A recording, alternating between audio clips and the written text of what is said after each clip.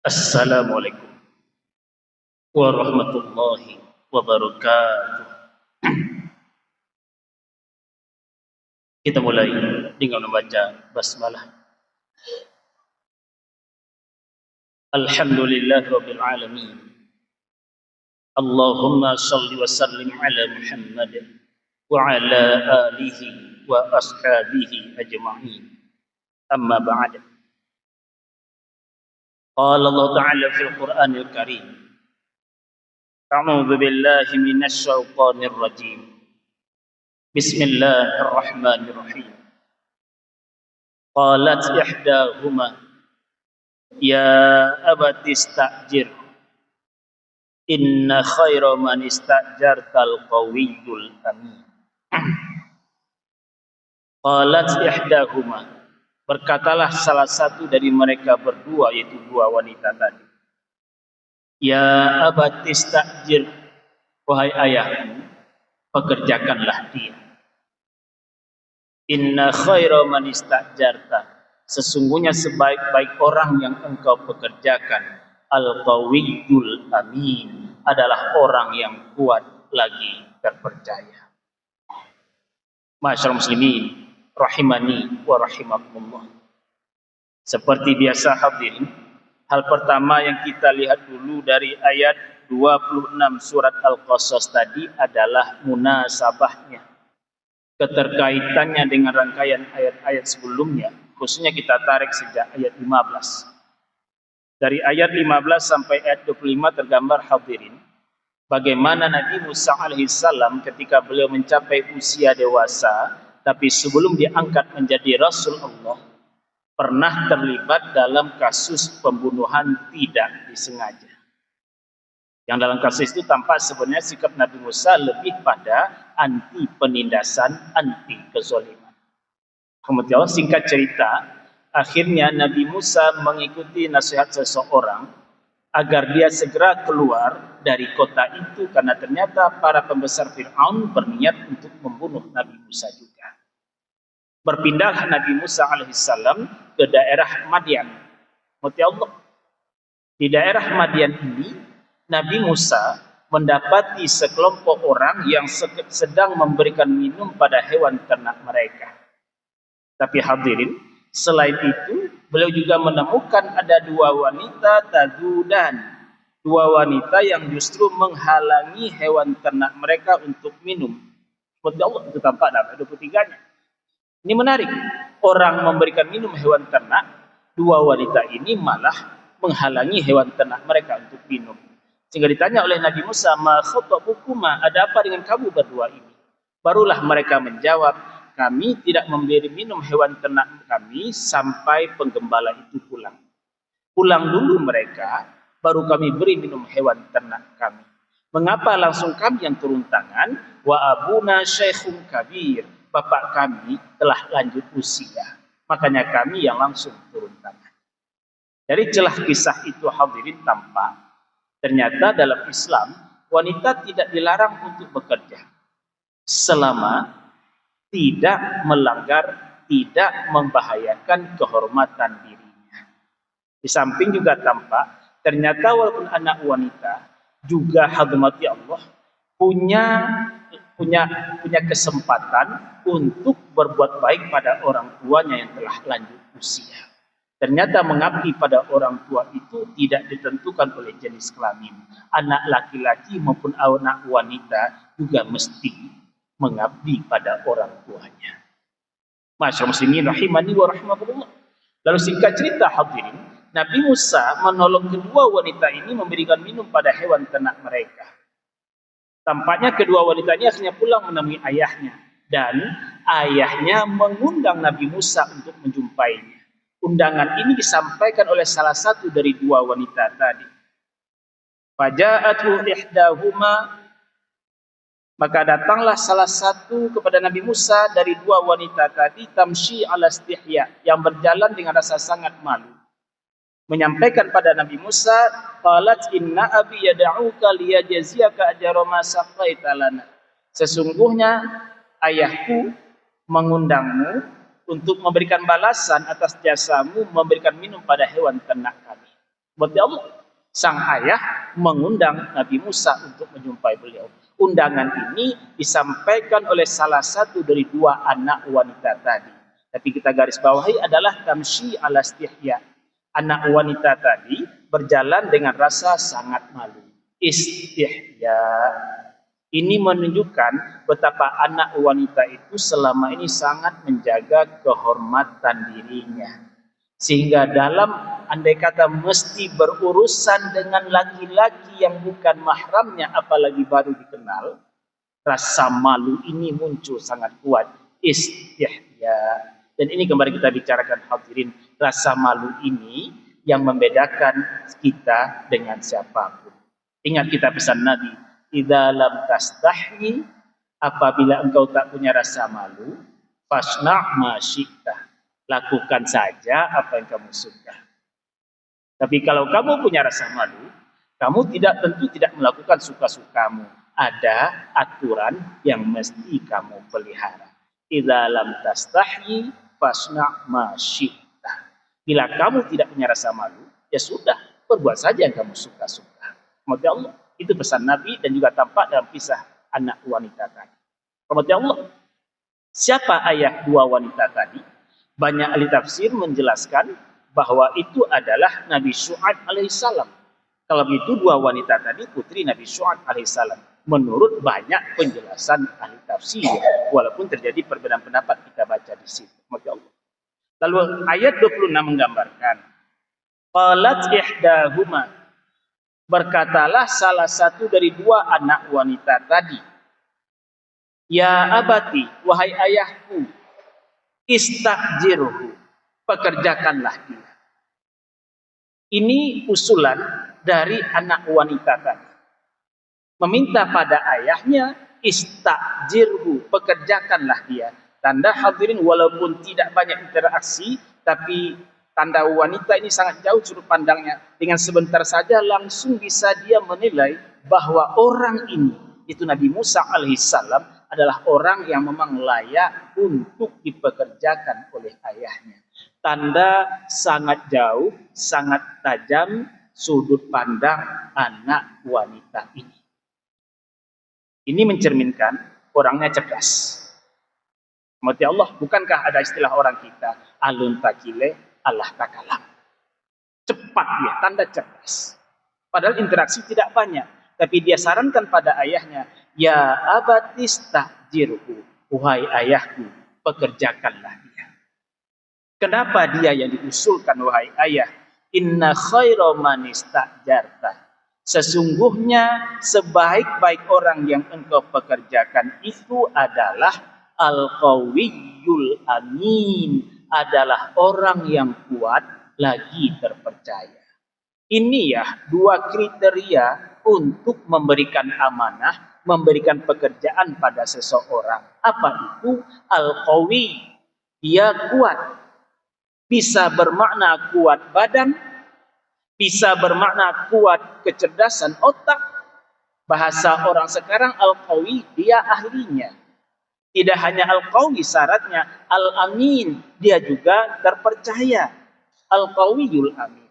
Konon hadirin, ketika Nabi Musa berjalan dengan dua putri ini, walaupun Nabi Musa dalam tanda kutip berjasa memberikan pertolongan, memberikan minum pada hewan ternak mereka berdua, Nabi Musa tidak mengambil kesempatan pada dua putri ini. Terbukti, banyak kita dengar, beliau berjalan di depan, dua putri ini di belakang. Adab terpelihara. Bukankah zaman sekarang, cara berjalan saja sering mengabaikan urusan ini. Kita ingat bagaimana Nabi Musa berjalan di depan, dua putri ini di belakang. Karena siapapun paham hadirin, qadarullahnya, sunnatullahnya, magnet wanita itu sangat kuat.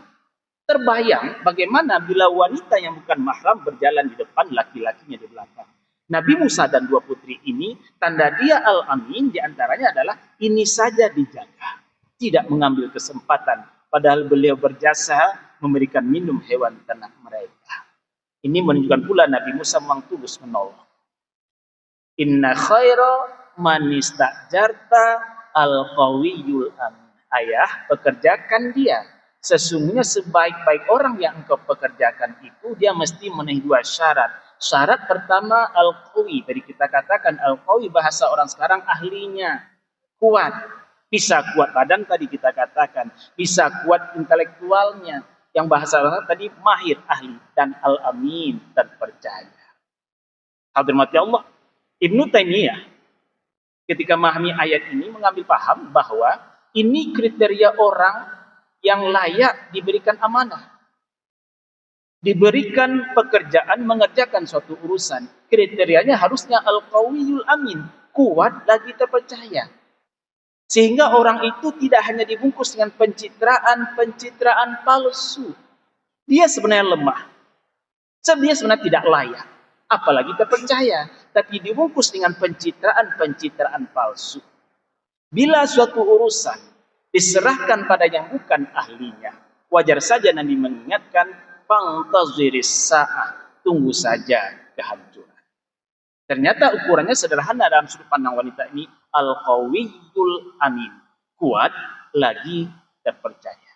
Maka tadi kita kutip Ibnu Taimiyah mengatakan, ini harusnya syarat yang dipenuhi oleh siapapun yang dipilih untuk mengelola, untuk menyelesaikan suatu urusan. Kalau tidak ingin datang kehancuran.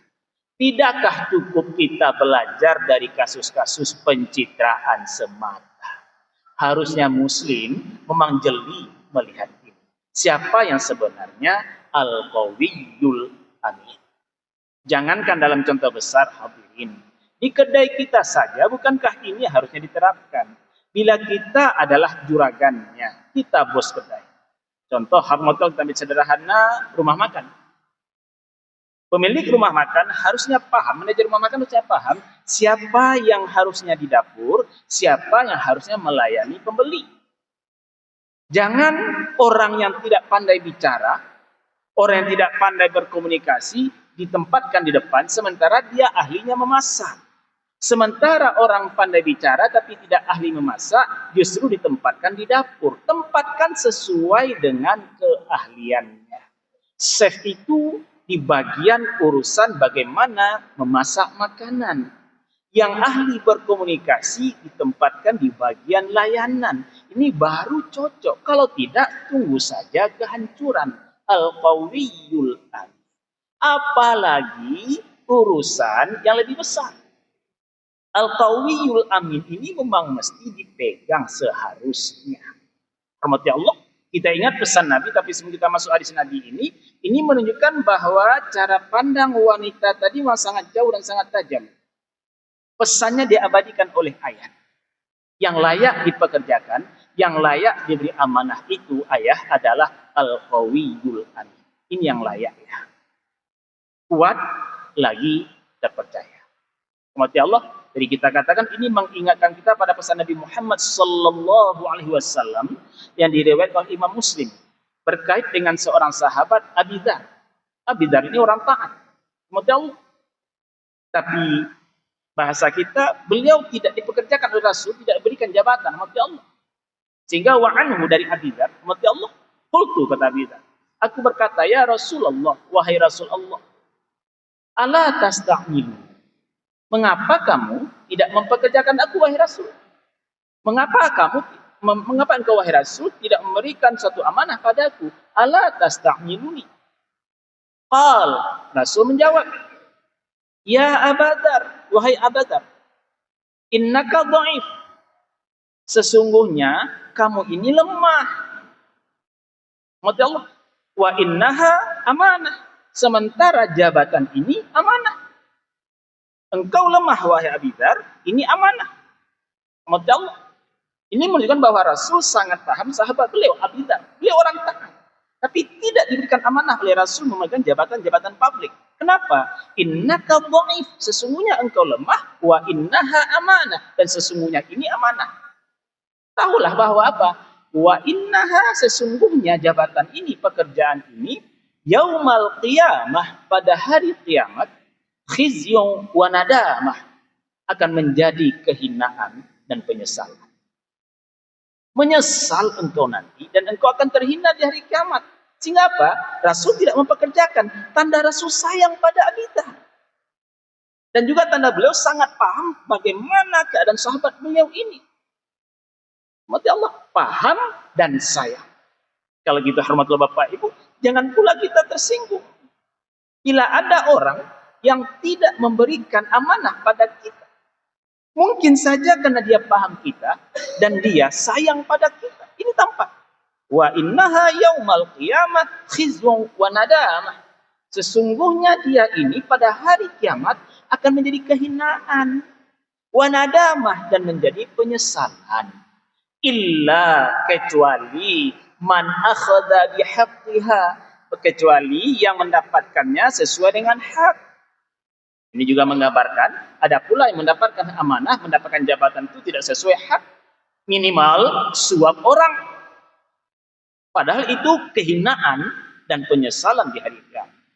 Illa man akhadhaha bihaqqiha, kecuali yang mendapatkannya dengan hak, wa addalladzi alaihi fiha, dan dia tunaikan amanah itu, baru tidak menjadi penyesalan, baru tidak menjadi kehinaan. Hadirin, hadis Rasul ini menggambarkan jabatan publik itu, rahmati Allah, ibarat dua sisi mata pedang, rahmati Allah. Bisa positif, bisa negatif. Negatifnya di mana? Kalau engkau lemah kemampuan, apalagi tidak terpercaya, tapi engkau tetap berambisi menguasai jabatan itu, ketahuilah itu di hari kiamat hanya menjadi kehinaan dan penyesalan. Makanya Abi Dzar tidak dipekerjakan, tidak diberikan amanah oleh Rasul. Rasul paham sahabat beliau dan beliau sayang pada sahabat beliau. Tanda orang sayang tidak selamanya memuluskan keinginan kita mendapatkan sesuatu. Tanda orang sayang juga bisa berupa dia mengingatkan kita untuk tidak meraih sesuatu karena dia paham siapa kita.